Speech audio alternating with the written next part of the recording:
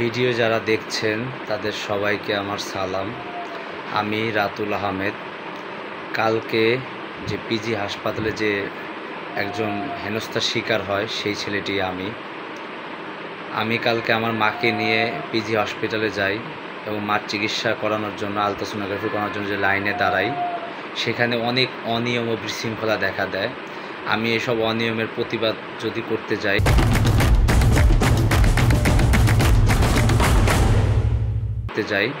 তখন আমার অনেক হেনস্থার শিকার হইতে হয়। যখন আমরা সবাই একত্রিত হয়ে আপনার পিজি হসপিটালে যে কর্তৃপক্ষ মহোদয় আছে তার সাথে যখন কথা বলি, তখন আমাকে বলা হয় কি আমি যেন পরিচালক যে আছে মহাপরিচালক তার সাথে যেন কথা বলি। তখন আমাকে 30-40 জন আনসার বলে কি তাদের সাথে যে মহাপরিচালকের সাথে কথা বলার জন্য। আমার সাথে 15-20 জন আনসার 15-20 জন আমার যে সাথের লোক ছিল তারা আমার সাথে আমাকে একা ছাড়তে চায় না, তারাও আমার সাথে যায়। এমনকি আমরা যখন নিচে আসি, যখন আমরা ওই মহাপরিচালকের ইসিতে যখন যাব কার্যালয়ে সি ব্লক পিজি হাসপাতালের, তখন আমাদের উপরে সবাই আক্রমণ শুরু করে আনসাররা। এমনকি আমাদের উপরে সবাইকে মারধর করে।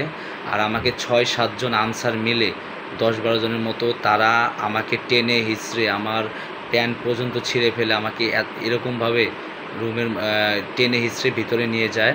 এমনকি একটি কক্ষের মধ্যে আমাকে আটকে রেখে আমাকে পাশবিক নির্যাতন করে, মারধর করে। আমার সারা শরীরে আপনার সব জায়গায় মারের দাগ, পা থেকে মাথা পর্যন্ত। এক পর্যায়ে আমাকে মারতে মারতে আমাকে প্রায় জ্ঞান আমি হারিয়ে ফেলি।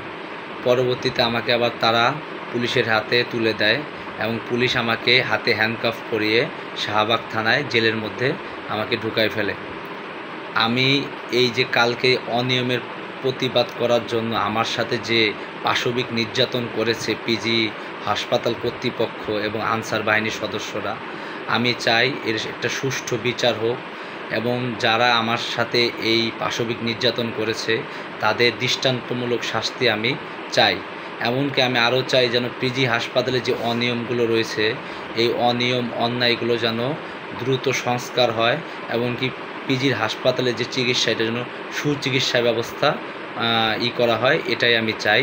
এমনকি আমার সাথে যারা এই অন্যায়ভাবে আমাকে যারা মারছে তাদের আমি দৃষ্টান্তমূলক শাস্তি সরকারের কাছে দাবি জানাই। মাননীয় প্রধান উপদেষ্টা মাননীয় ডক্টর ইউনূস সাহেবকে আমি বিনীত নিবেদন করব, আমার সাথে যে এটা করছে তারা যেন আপনি যেন তাদেরকে দৃষ্টান্তমূলক শাস্তি দেন এবং আনসার সদস্য যারা আছে তাদেরকেও আপনি দৃষ্টান্তমূলক শাস্তি দেন। এটাই আমার চাওয়া।